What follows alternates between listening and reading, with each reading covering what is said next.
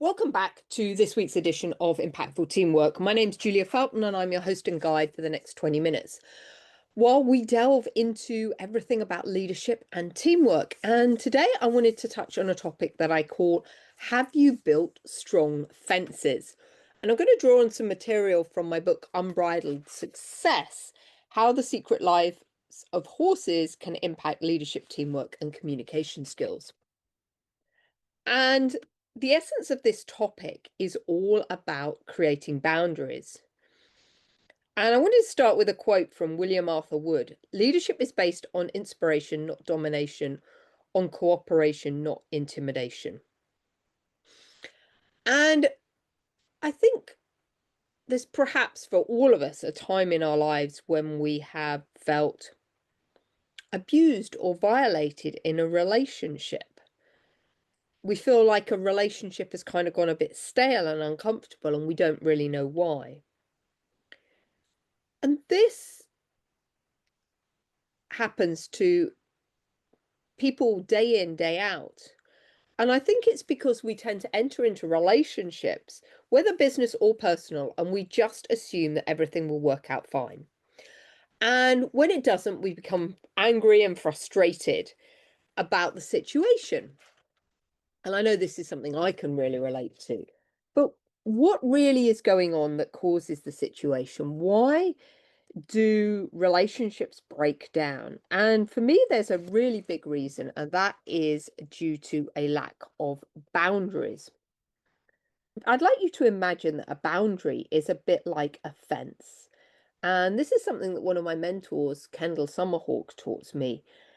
And I really like this idea, obviously, because I have fences that keep the horses in and out of the paddocks. So the fact of a boundary being a bit like a personal fence is something that really resonates with me. And I think what's really interesting is that my horses trust the boundary. So the fencing at the barn, it keeps them safe and secure. And the thing is that that fencing doesn't need to be incredibly strong to keep them in. They respect it and they rarely try to escape. Obviously, except for on occasions when my young pony Bracken will try and lean over the fence and does it with such gusto that she breaks a rail. But generally, the horses are pretty respectful of the fencing. But of course, if I don't pay attention to the boundary line and the fencing, then of course the horses can escape. So what I'd really like you to think about today is that a personal boundary is just like a fence, and we need to maintain it in order to keep ourselves safe. So, what are boundaries and how do we set and maintain them? Well, the purpose of having boundaries is to protect and take care of ourselves because we need to be able to tell other people when they're acting in ways that aren't acceptable to us. And I think the first step here is starting to know that each and every one of us has a right to protect and defend ourselves. Because personal boundaries help us enjoy healthy relationships and attract people into our lives who are positive forces that build our self-worth. And personal boundaries factor into enabling us to create a rich, fulfilling life that helps us stay in control of our destiny. So let's look at different types of personal boundaries that exist. So the first one is probably about saying no. And saying no and not feeling guilty about it. Because let me reassure you, you are not expected to do everything that everyone asks of you. And I think one of the biggest challenges we've got in business right now is a lot of leaders, particularly those in middle management roles, feeling that they have to say yes all the time to the requests from their boss. And sometimes these requests are just, quite frankly, unreasonable in terms of the timeline. So I always say to my clients, it's okay to say no. And it might be, no, I can't do it this week, but I could do it next week. So if we are going to say no, if it is possible to say no, but accommodate something in a different time frame, then I would really encourage you to do that. Other times we might want to set boundaries are when it's something that's based on our own moral beliefs, because Going against our values for another person means that we probably want to reassess the relationship with them. So if somebody's asking you to do something that isn't a violation of your personal values, then I would highly encourage you to really consider, do I want this person in my life? Because they're not respecting my decision in terms of what I want to do.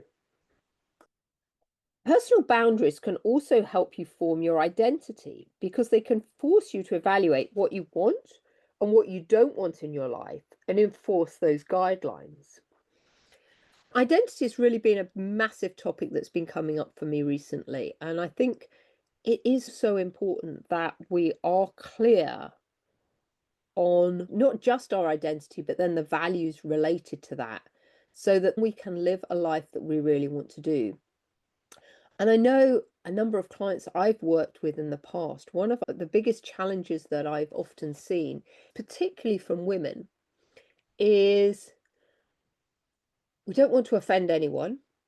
So we almost allow people to walk over us. And we end up in relationships which are quite disrespectful.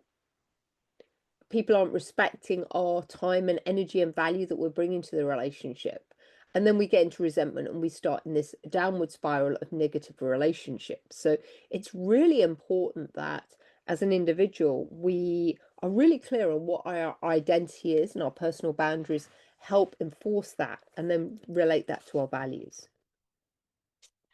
And then related to that, it's really important that we speak up when other people cross our personal boundaries and that we tell them. Because if somebody doesn't know where our boundary guidelines are, they will overstep them. And if we continue to allow that to happen, then we get into a situation where we feel a bit powerless in the relationship because we've never said no, we've never given somebody some feedback that they are violating our boundaries. And it's not about fighting with somebody when they overstep their boundary, it's about talking to them calmly and reinforcing what our boundaries are. And this gives us a sense of self and purpose. And lastly, I just want to talk about the concept of trust, because don't let other people tell you that your personal boundaries are unacceptable. They don't live in your skin, in your body, and you know what you need better than anyone else. Setting boundaries is such a fundamental part of relationship building within the workplace, and yet it's a topic that we don't really talk about. And I know that I used to struggle with setting boundaries, and it was actually an experience with a horse that really helped me understand the importance of setting boundaries. Because of course, when you're working with a horse, it's a large animal. And if we're not clear on what our boundaries are, a horse can easily walk over us. And I'll share with you in a moment a story about what happened with Bracken when she was young that also really solidified that experience for me. And I know in the past I've been guilty of not setting boundaries because I think that people won't like me, or if I did set a boundary, somebody might think I'm being very manipulating. But I think there's a difference between setting a boundary in a healthy way. The difference between that and manipulation is when we are actually setting a boundary, but we are doing it because of a particular outcome that we want to happen. And I think there's such an irony here because a lot of the women that I have worked with in the past, as I said, have struggled with boundary setting. Often it's because they fear that if they set a boundary, somebody won't like them. But then this whole irony exists that actually it's impossible to have a healthy relationship with someone who can't set a boundary and can't communicate directly and honestly. So actually learning how to set boundaries is a necessary step in learning to be a friend to ourselves. It's our responsibility to take care of ourselves, to protect ourselves when it's necessary. And it's impossible to learn how to be loving to ourselves without owning our right and responsibility as a co-creator of our life. So as I said, the horses taught me a lot about personal boundaries. And let me just share with you a story about Bracken. So Bracken, some of you might know, is a little pony that I rescued when she was about 9 months old. She came to me and she was absolutely terrified of people. And I had to spend a huge amount of time building relationship with her. And the way that I did that was just hanging out with her. I'd often go and sit with her and her field mate Thistle, literally for hours and hours in the field with no expectation. I just wanted her to start to get used to people could be around her and nothing bad was going to happen. Now, I don't know what happened to Bracken before I rescued her at 9 months, but given that she was very emaciated, I don't think she had a great start in life. So I had this little pony. She's terrified of people. And over the following 6 months or so, gradually she got braver and braver, and she'd come up to me and we'd start hanging out together. And I was just so excited that she was happy to be with people that I overlooked a really, really key element in her training and my safety, which was that of setting boundaries. Because the one thing I always teach my clients is that if you ever come and work and do our Unbridled Success days and partner with the horses, it's really important that you can set a clear boundary with the horse because you need to keep yourself safe. And because I was so happy that Bracken was finally interacting with people, I didn't set clear boundaries with her, which was fine to some extent when she was very, very small. You know, this horse now weighs 1/2 ton. It's not fine if she doesn't have boundaries, if I don't have boundaries with her. So what I began to realize over time was that Bracken was becoming quite disrespectful. She was walking into my personal space. She was like knocking into me. As she was getting bigger and bigger, that was becoming really dangerous. And so what I had to do was go and re-establish a boundary with her and say what was okay and what wasn't okay. And that is the hardest thing I have ever done. Set a boundary with somebody when you had already tolerated a different boundary. So I had to become super, super clear with Bracken what was okay and what wasn't. And it involved me having to draw on the depth of my reserves to be assertive, to keep her out of my space. And of course, when I asked her to move out of my space and I was setting that boundary, if she carried on coming into my space, I had to be resourceful enough to keep going and say, no, that is not acceptable. We need a different course of action. So in my particular case with Bracken, and I don't suggest you do this in the workplace, I had to find ways to keep her out of my personal space because I'd asked her a question. I said to her, please stay out of my personal space. And she said, no. So I had to get bigger. I often had to take off my coat and wave it around to create a sense of space around me. At one point, I even had to have a water pistol to keep her away from me. And this is the problem with relationships. As I said, often people in business are scared of setting boundaries in relationships because people won't like them. The problem is if you don't set a clear boundary, then the other person does start taking advantage of you. They start disrespecting you, and over time you become frustrated. And then often people become frustrated, they'll blow up, they'll be a bit angry. And then, of course, you're trying to set a new boundary with somebody, and they're like, well, Julia, this was okay last week. Why is it not okay this week? And that's very, very confusing for other people. And that is often why relationships break down, because of this lack of clarity around the boundaries. And to be honest, with my own boss in corporate, I really didn't set any boundaries with him. Every time he used to give me work, I was like, yeah, bring it on. To the point that I pretty much nearly burnt out in that corporate role. If I hadn't taken a sabbatical, I would have burnt out. But now looking back on it, the challenge was I gave my boss nothing to knock up against, right? If I'm always saying yes, yes, yes, yes, yes, there's no ability to get into the healthy conflict and discord that we've spoken about previously on the podcast. we've got nothing to butt up against to have a conversation. And I'm just going, yes, yes, yes. And we have no clear boundaries in the relationship. So it's not surprising that boundaries is one of the things that we often work on when clients come to an Unbridled Success Day, because they are just so important. We need to have the courage to set the boundary and the courage to reinforce it when it gets violated.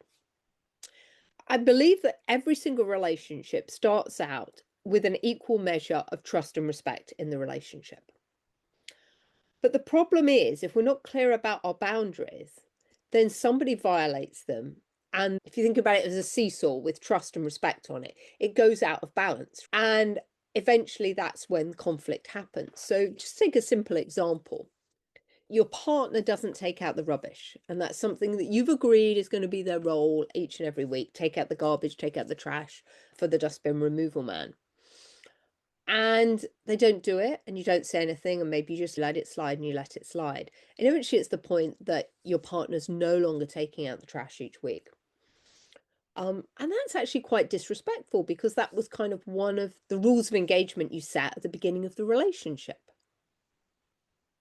But because you didn't turn around on that first time it happened and say, actually, that doesn't work for me, this is your job, your responsibility, the person's going to continue to avoid doing something until such point as somebody says something. So I hope you can see how this can cascade and really get out of control quite quickly. And I think it's really important that we understand that developing boundaries and engendering respect are key components of building successful relationships. And in their book, The Leadership Challenge, James Coatsner and Barry Posner state that leadership is a relationship. And in fact, they explain in great detail the importance of building camaraderie amongst the people that you're leading. Because when you have meaningful relationships with other people, you can work more effectively together. You have a common goal and a consistent purpose, and your efforts are channeled towards the same outcome. And this is why effective leaders recognize the importance of building solid relationships in order to get great teamwork. And they continue to build connection with the people that they lead. So I want to leave you with 3 simple tools that great leaders use to improve their working relationships. And the first of those is that they really listen. Leaders let other people talk, and they pay attention to what the other person is saying. They remove anything that would distract from their conversations, and they focus on what people are trying to convey. The second thing great leaders do to build relationships is that they understand. They appreciate what the other person does, and they value their contribution. Leaders are not only open to new ideas, but they're also eager to learn new things. They know that taking the time to understand where people are coming from will pay dividends in the long run. So when we're talking about this understanding, this is about getting into the other person's shoes and seeing things from their perspective. And lastly, the thing that great leaders do to improve their working relationships is they really acknowledge the contributions of others. They're quick to give credit to others for their success. They celebrate achievement and delight in the accomplishments of the team, because they know that people will be more motivated to work hard and try new things if their effort is acknowledged. And I think it's really interesting to me that these 3 dynamics, these traits of listen, understand, and acknowledge, are very visible in terms of the herd dynamics of horses, because horses are always paying attention to each other. And they spend time acknowledging each other's presence simply by being companionable. The herd members implicitly understand the contribution that the lead horse and the lieutenants make to the success of the herd. And they always acknowledge what is going on for everyone else. The horses have been masters about teaching me these areas, because I have to exhibit these characteristics each and every day when I'm working with my herd.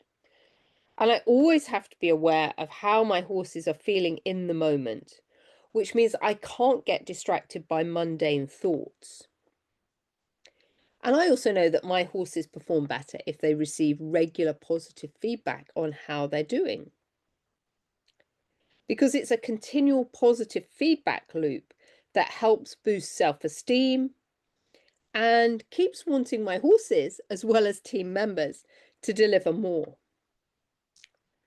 And unfortunately, that wasn't always my experience in the corporate world, although it should have been. Often in the corporate world, I felt sometimes I wasn't listened, understood, or acknowledged.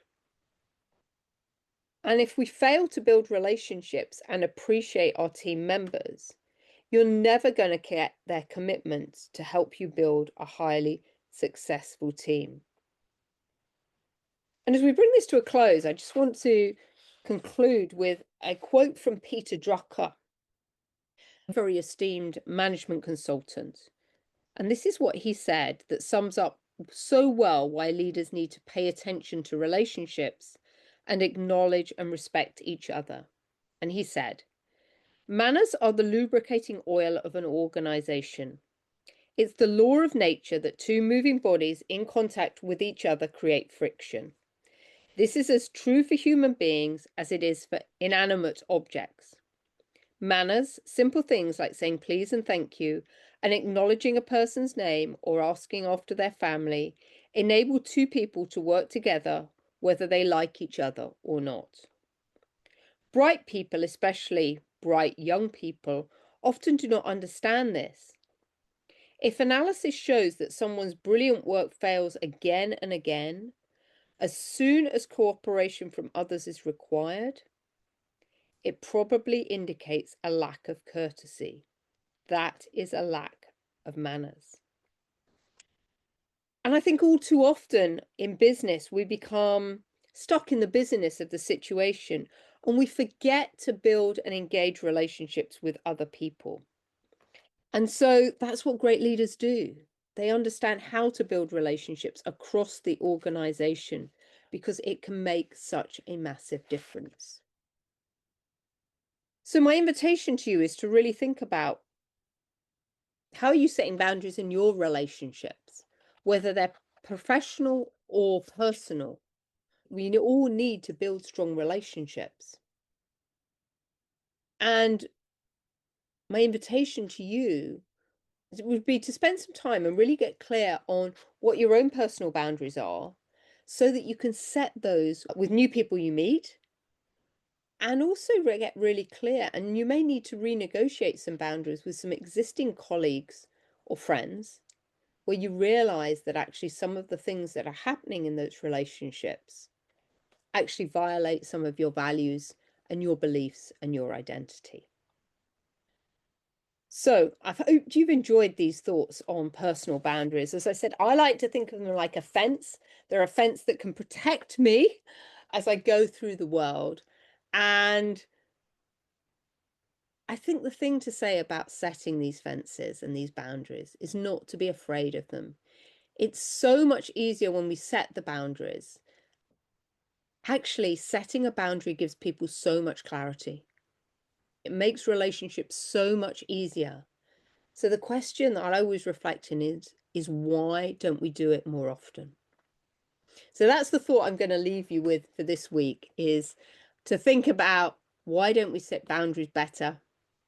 Because I know how powerful they can be in helping build relationships. And we know when we build relationships, we create better, high-performing teams. So until next week, bye-bye.